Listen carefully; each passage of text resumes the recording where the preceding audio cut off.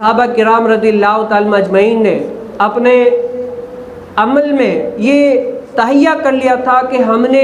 رب تعالیٰ کے قرآن کے اوپر کما حقو عمل کرنا ہے، اور نبی کریم صلی اللہ علیہ وسلم جو ہمیں فرمائیں گے ہمیں اس کے اوپر عمل کرنا ہے، اور اس کا دامن پکڑ لیا نا تو یہ ہمیں کیا ہے، جنت کی طرف گامزن کر دیں گے۔ تو صحابہ کرام نے دنیا کے اندر الغرض ہر امور میں نبی کریم صلی اللہ علیہ وسلم کی پیروی کی، تو نمازوں کے اندر بھی وہ پیروی کی، دیکھا کہ کون سی نمازوں میں کون کون سی قرات کب کب اور کتنی کتنی کر رہے ہیں۔ تو اسی طریقے سے ایک اور حدیث مبارکہ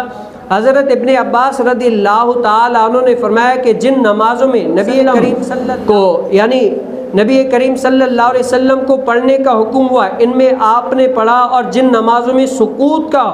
حکم ہوا تو نبی کریم صلی اللہ علیہ وسلم نے سکوت فرمایا، اور تمہارا رب بھولتا نہیں، بے شک تمہارے لیے رسول کی پیروی بہتر ہے۔ اب کچھ ایسے ہوتا ہے نا، کچھ کہتے ہیں بھئی یا تو تمام نمازوں میں بلند آواز سے قرات کرو، یا تو تمام نمازوں میں خاموشی سے تلاوت کرو۔ الغرض سوال پیدا ہو سکتا ہے نا، تو نبی کریم صلی اللہ علیہ وسلم کی حدیث سے اس کا جواب کیا ہو گیا، ہم اگر آواز سے قرات کرتے ہیں یا بغیر آواز سے قرات کرتے ہیں تو اس میں ہماری کوئی اپنی رائے نہیں ہے، بلکہ کیا ہے، رائے کیا ہے، نبی کریم صلی اللہ علیہ وسلم کا عمل ہے۔